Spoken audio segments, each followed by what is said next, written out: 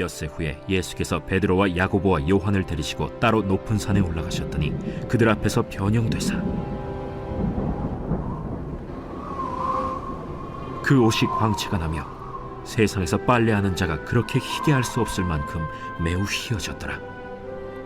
이에 엘리야가 모세와 함께 그들에게 나타나 예수와 더불어 말하거늘 베드로가 예수께 고하되 라삐여, 우리가 여기 있는 것이 좋사오니 우리가 초막 셋을 짓되 하나는 주를 위하여, 하나는 모세를 위하여, 하나는 엘리야를 위하여 하사이다 하니 이는 그들이 몹시 무서워하므로 그가 무슨 말을 할지 알지 못함이더라. 마침 구름이 와서 그들을 덮으며 구름 속에서 소리가 나되 이는 내 사랑하는 아들이니 너희는 그의 말을 들으라 하는지라. 문득 둘러보니 아무도 보이지 아니하고 오직 예수와 자기들 뿐이었더라.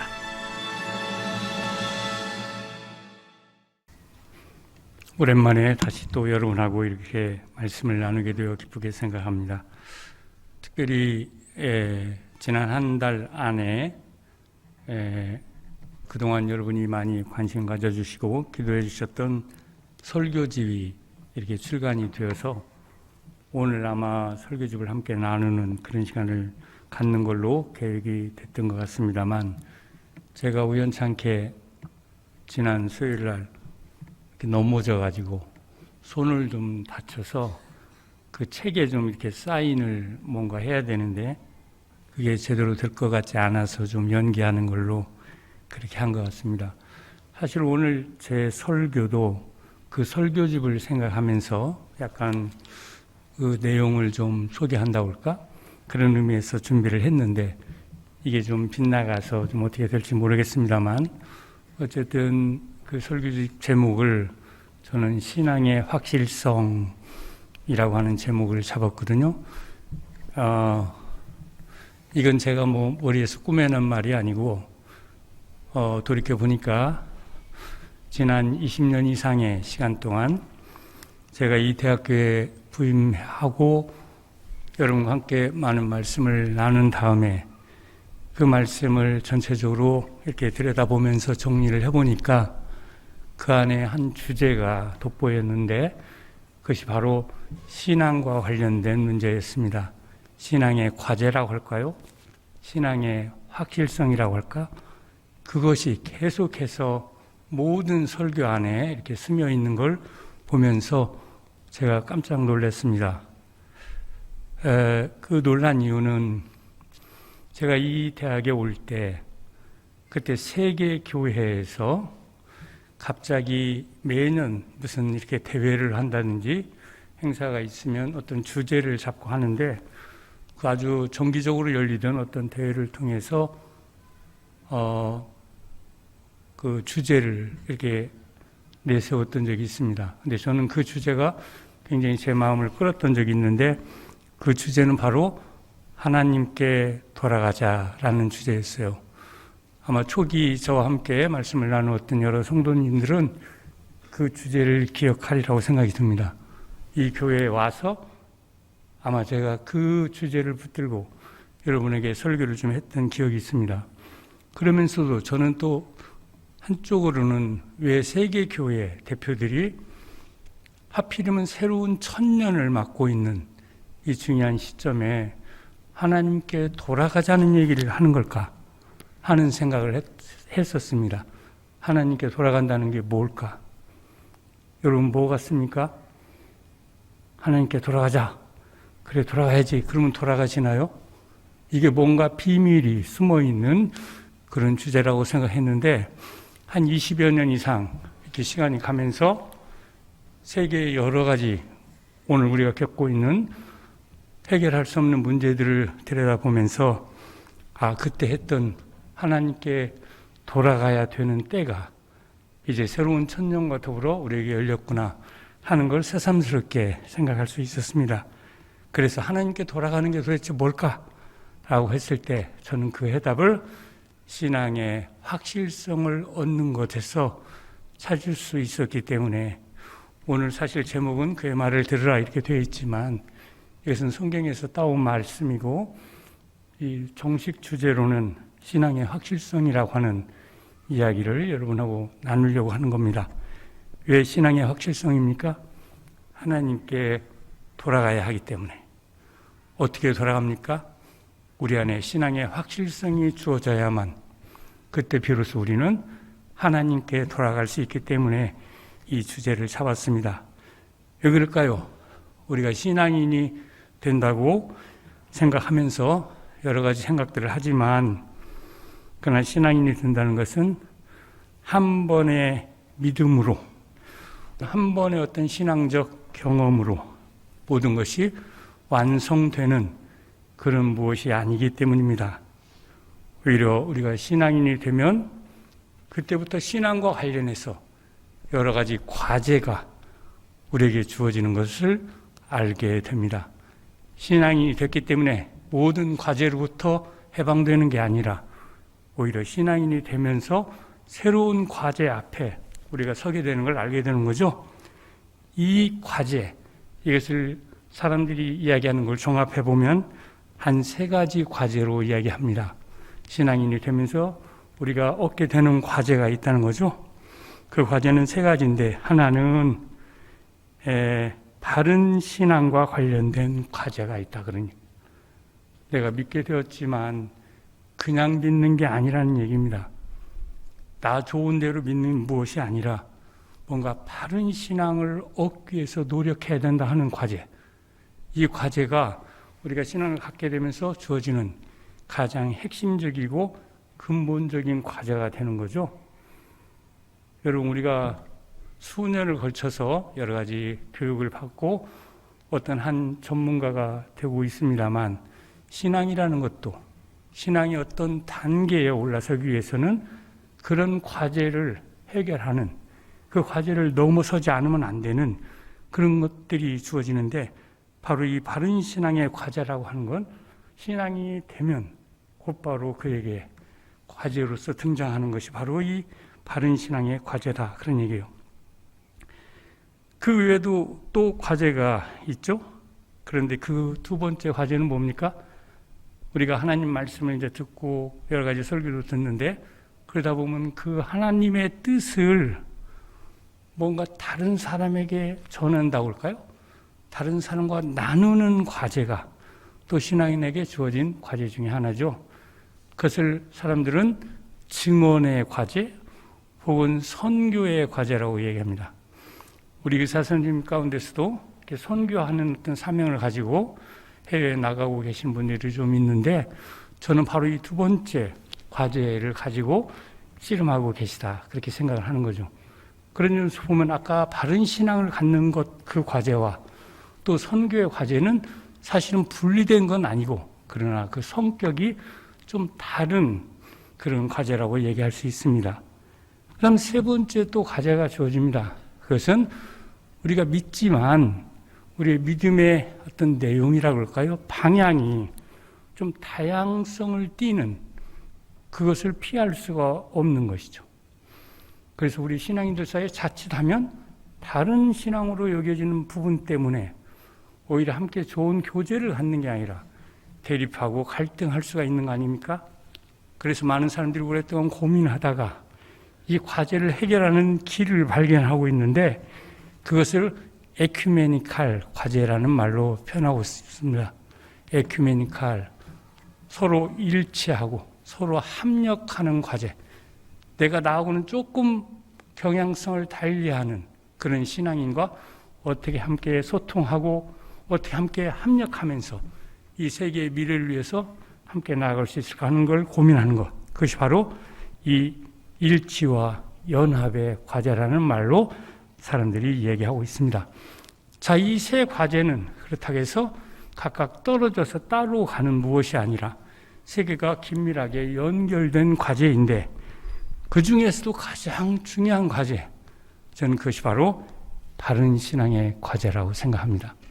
신앙을 가지면 바로 우리가 부딪히는 문제가 바로 이 바른 신앙의 문제, 신앙의 확실성의 문제와 부딪혀 그것을 넘어가지 않으면 안 되기 때문이죠. 흔히 많은 사람들이 이 오늘날의 이 다원화된 세계 속에 살다 보니까 어떤 경향성이 강화되는가요? 예전에는 우리의 삶이라는 건 어느 정도 단순하고 내 이웃의 어떤 내 친구들의 삶이든 나의 삶이든 그렇게 큰 차이가 나지 않았던 그런 시간을 우리가 살아왔습니다만 오늘 우리는 이 다양성 속에서 다양한 세계 속에 새로운 삶을 살다 보니까 우리 모두가 좀 뭔가 다른, 그래서 뭔가 같지 않은 그런 삶을 살아가고 있는 걸 보게 됩니다. 예전에는 서로 간에 공통성이 많이 있었는데 이제는 공통성보다는 독특성을 위해서 더 많이 애를 쓰는 그런 시대가 된 거죠. 그러다 보니까 무슨 문제가 생깁니까? 나 좋은 게 좋은 거야 하는 어떤 생각이 어느 순간 우리를 사로잡고 이끌어가고 있는 걸 발견하게 됩니다. 나 좋으면 좋다. 근데 이것이 그냥 우리 삶에서만이 아니라 우리 신앙 세계에서도 그런 일이 일어나는 것 같더라, 그런 얘기예요. 나 좋은 것만 믿는 거예요. 내가 좋아야 돼.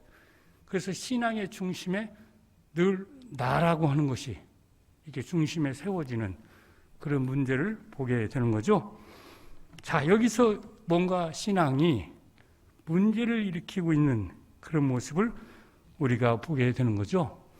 나 좋은 대로 믿게 되면 하나님이라고 하는 존재는 그저 우리가 뭔가 우리의 지식을 통해서 인지되는 어떤 부분을 가지고 그분을 하나님이라고 생각하고 거기에 따라서 삶을 전개해 가는 그런 신앙의 양태를 보이게 될 것입니다. 그러나 사실 하나님에 대한 지식이랄까?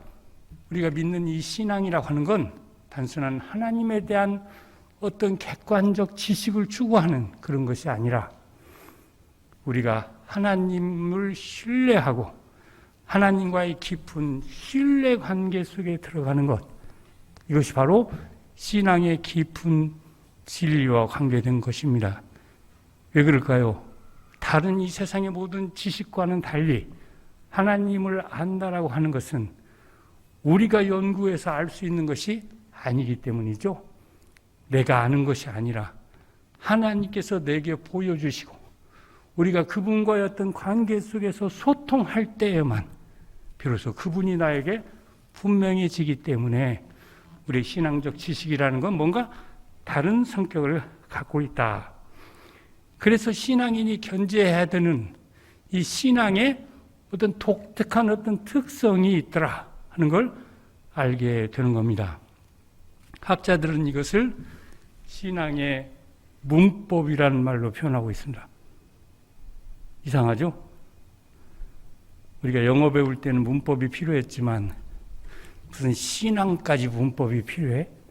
이런 생각을 하기 마련인데 저도 처음에 어떤 학자가 이런 개념을 써서 도대체 뭐 신앙을 누구 유치원생을 가르치려고 하나?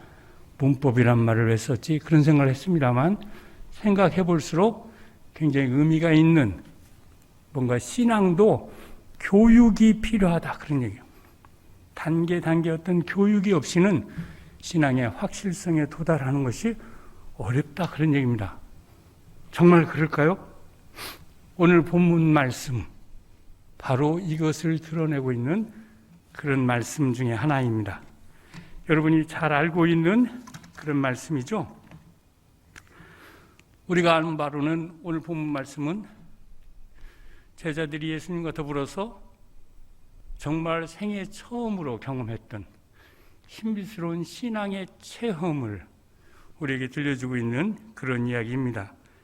한마디로 종교적 황홀경이랄까? 어떤 체험, 이것을 어느 날 제자들과 예수님이 함께 경험을 했는데 그것을 오늘 우리에게 들려주는 말씀, 그것이 바로 오늘 본문의 내용입니다. 이 체험은 예수님께서 사역기간 동안에 제자들과 더불어서 단 한 번 보여주었던 신비스러운 사건이었죠.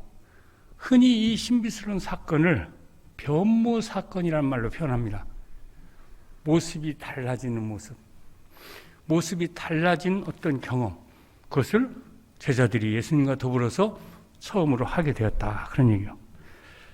우리의 생각이나 언어로는 어떻게 보면 이 이야기를 가지고 어떤 신앙의 진실을 끌어낸다는 게 굉장히 어려운 그런 어떤 이야기이기도 합니다. 우리는 이런 체험을 하고 있지 않기 때문이죠.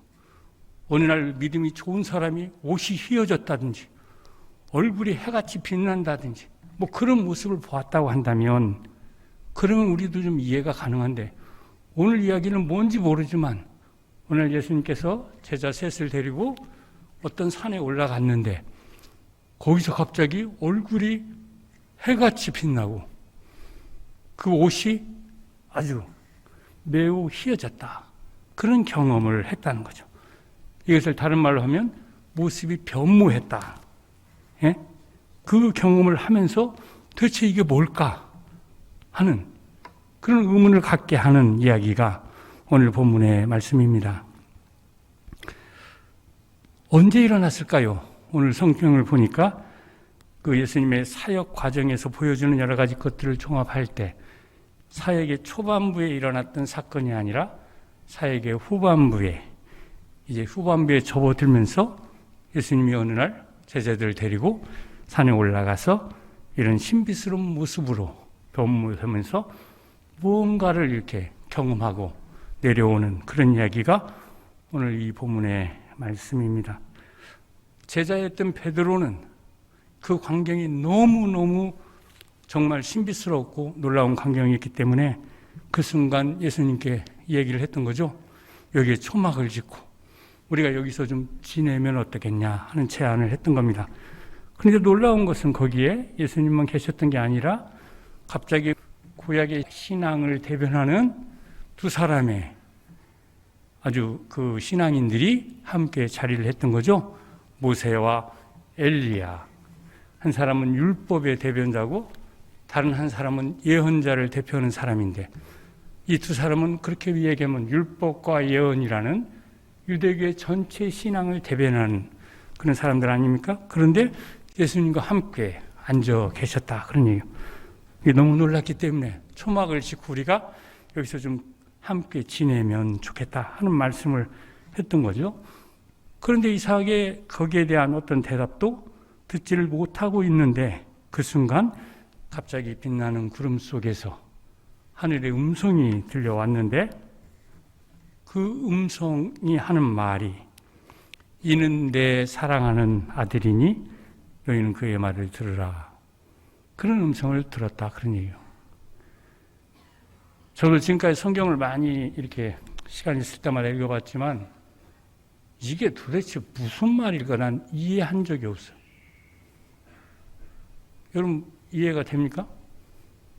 아니 선생과 제자가 그러면 제자들이 선생 말을 듣고 살지 않나? 왜 갑자기 그의 말을 들으라고 그럴까? 그럼 제자들이 지금까지 예수님 말을 안 들었다는 얘기인가? 아니잖아요. 선생님이 말하면 열심히 들었는데 왜 새삼스럽게 오늘 그의 말을 들으라고 얘기할까? 이해가 안 가, 이해가. 모세와 엘리야가 나타난 건 또 뭐고? 셋이 앉아서 무슨 회의를 한 건지 뭔지 잘 모르겠는데 어쨌든 중요한 건 예수님이 하시는 말을 잘 들어야 된다. 뭐 이런 얘기를 남기고 이 이야기가 그냥 끝이 난 거죠. 아마도 제자들이 이 세 사람을 보면서 뭔가 놀라운 광경을 목격했지만 그 의미를 파악하기가 그렇게 쉽지 않았다고 생각이 듭니다. 저도 그래서 한 번도 이 본문을 갖고 설교해 본 적이 없어. 내가 할 말이 없어, 할 말이. 우리 열심히 예수님 말씀 듣기 위해서 노력하는데 뭐 변화산까지 올라가서 그의 말을 듣기 위해서 더 애써야 될 게 어디 뭐가 있어야 애쓰죠? 그런 생각이 들어요. 그러다가 내가 신앙의 확실성이라는 이 생각을 하면서 어느 날 갑자기 이 본문을 보다가 깜짝 놀랐던 게 있습니다.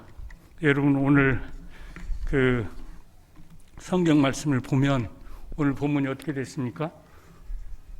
첼 앞머리에 엿새 후에라는 말이 이 본문의 말씀을 시작하는 앞머리에 이렇게 나오고 있다. 그런 얘기예요. 엿새 후에 그랬어요. 변화산에 올라가는데 왜 성서 저자는 엿새 후라는 말을 붙였지? 이 이상한 말 아니에요? 꼭 그걸 밝혀야 되나? 몇 월 며칠에 올라갔다 이런 얘기 아니야? 너무 이상한 얘기요. 그러고 보니까 그 엿새 후라는 건 바로 오늘 이 본문의 말씀이 앞에서 일어났던 어떤 사건하고 관련이 되어 있다는 사실을 암시하고 있는 걸 알게 됐다. 그런 얘기입니다. 그렇죠? 뭔 일이 있었는데 그 엿새 후에 예수님께서 제자 셋을 데리고 산에 올라갔다. 그래요. 무슨 얘기가, 무슨 사건이 일어났을까요? 너무너무 재미있는 얘기 아닙니까? 특별히 그것도 이 산에 올라간다는 건 구약 이스라엘의 전통 속에서는 뭔가 하나님의 특별한 계시를 얻을 때 그런 행위를 하는 건데 오늘 이 말씀에서 산에 올라가는데 그 전에 엿새 전에 뭔 일이 있었기 때문에 이 산에 올라가는 그런 뉘앙스를 풍기고 있는 걸 우리가 보게 된다. 그런 얘기예요. 자, 그래서 그 엿새 전에 무슨 일이 있었는지를 살펴보니까 엿새 전에 일어났던 일, 그것은 바로 예수님의 정체성과 관련된 가이사라 빌립보 지방에서 베드로를 통해서 예수님께서 자신의 정체를 드러냈던 그 신앙 고백을 하게 했던 그런 말씀의 내용이 엿새 전에 일어났던 일이었다는 얘기예요. 여러분 유명한 얘기죠? 예수님이 제자를 데리고 막 사역하다가 어느 날 갑자기 가이사라 빌립보 지방에 간 겁니다. 이 가이사라 빌립보라는 말도 굉장히 의미가 있는 말이에요. 카이사르, 황제를 얘기해요. 황제. 로마 황제와 빌립 왕을 얘기합니다. 하나는 로마 황제, 다른은 유대의 왕. 두 사람이 이름을 따서 지은 지역. 왜 예수님은 해필이면 제자들을 데리고 그런 지역에 가셨을까? 이제 이 두 왕을 능가하는 어떤 정체를 드러내기 위해서. 그래서 가자마자 제자들에게 물은 거죠. 사람들이 나를 누구라고 하느냐. 너무너무 놀라운 질문을 받은 겁니다. 제자들이 놀라서 뭐 이런 사람이라고도 하고 예언자라고도 하고 뭐 여러 가지 말을 했겠죠. 그때 예수님이 너희는 나를 누구라 하느냐. 그때 베드로가 나서서 주는 그리스도시요 메시아시요 그런 얘기죠. 살아계신 하나님의 아들입니다. 예수님이 옳거니 네가 정말 제대로 말을 했다. 너에게 하늘에 큰 상이 있을 것이다. 뭐 이런 축복의 말씀을 했던 거예요. 그런데 예수님께서 이상하게 그 얘기를 듣고 난 후에 이 말을 아무에게도 하지 말라 하시고 앞으로 당신이 당하실 고난과 여러 가지 어려움에 대한 이야기를 들려주셨던 거죠. 그랬더니 이번에 베드로가 또 나서서 절대 주님 그렇게 하시면 안 됩니다. 그러실 수 없습니다. 이런 얘기를 했다는 겁니다. 그랬더니 예수님께서 이번에는 그렇게 축복하시던 베드로를 향해서 이 마귀 사탄아 물러나라 이러면서 엄하게 꾸짖으셨다는 거예요. 예수님이 자기 정체를 드러내는 가이사라 빌립보의 사건이라는 건 예수님의 선교에서 분기점을 이루는 아주 중요한 사건이었는데 이 사건을 통해서 뭔가 판이 아주 이상하게 달라지고 있는 뭔지 모르지만 도대체 이 선교의 판이 어디로 가는지를 알 수가 없는 그런 상황으로 변해버린 뿐만 아니라 제자들은 굉장한 혼란에 빠져버린 주는 그리스도시요 살아계신 하나님의 아들입니다. 그냥 받으면 되는 건데 왜 그런데 이제 내가 앞으로 고난을 받게 되고 죽게 된다 이런 얘기를 왜 한다는 거예요 도대체. 여기 와서 그 고백을 옳다라고 여겼으면 그것은 무슨 얘기죠? 여기가 빌립과 카이사리의 도시지만 그것을 넘어서는 하나님의 아들로서의 이 상을 드러내면 얼마나 좋은 거예요 제자들 생각에. 그런데 예수님은 그러지 않고 그 모든 걸 다 무화시키는 그런 얘기를 들려주셨다 그런 얘기예요. 그 후에 엿새 후에 자 이렇게 이 문맥을 연결해 보면 오늘 하늘로부터 들려온 저 말은 무슨 얘기입니까? 좀 이렇게 간단하게 얘기하면 잡소리 말고 예수님 스승이 하는 얘기 잘 들어. 그 얘기죠. 니네가 어떤 경험을 당하든지 중요하지 않아. 이제부터는 예수님이 하는 그 얘기를 너희가 잘 들어야 한다 하는 이야기. 그래서 구약의 유명한 모세와 엘리야까지 다 끌어다 놓고 다 보여준 다음에 이 얘기를 한 거예요. 황제의 얘기도 들을 필요 없고 누구 얘기도 들을 필요 없어. 예언자도 뭐 율법 수여자도 다 필요 없다. 오로지 예수님만, 그의 말만 들어라 하는 얘기를 제자들에게 들려준 거다, 그런 얘기요. 왜 그랬을까요? 저는 여기에 정말 우리가 기도하면서 묵상해야 되는 그런 신앙의 비밀이 숨어 있다고 생각했습니다. 그게 뭘까요? 이제 예수님을 통해서 하나님의 새로운 계시가 뜻이 드러나는데, 그 계시, 이것은 너무너무 오해를 당할 위험이 너무 크다는 걸 아셨기 때문에 이런 방식으로 드러낼 수밖에 없었다, 그런 얘기예요. 그러니까 베드로가 그렇게 안 된다고 했을 때 주님께서 이 사탄아라고까지 얘기하면서 꾸짖었던 건, 네가 이 말을 제대로 이해하지 못하면 너는 유대의 한 신앙인이 됐든지 아니면 뭐 한 유명한 어떤 사람이 되는 그런 길로는 갈 수 있을지 모르지만 하나님을 믿는 신앙의 길을 가는 데는 적합하지 않다고 생각했기 때문에 이런 얘기를 들려줬다고 생각합니다. 자, 여기서 우리가 다시 한번 생각해 보면, 우리가 신앙한다라고 하는 것, 이것은 오로지 하나님에 의해서만 그 생명력과 확실성이 주어지는 거죠. 우리가 이것이 옳다, 이것이 그르다 이렇게 판단할 수 있는 그런 차원에서 얘기하는 것이 아니라, 내가 믿지만 내가 판단하는 것이 아니라 그것을 판단하는 분, 그의 말을 들으라고 했던 그분이 우리의 신앙을 판단한다는 얘기.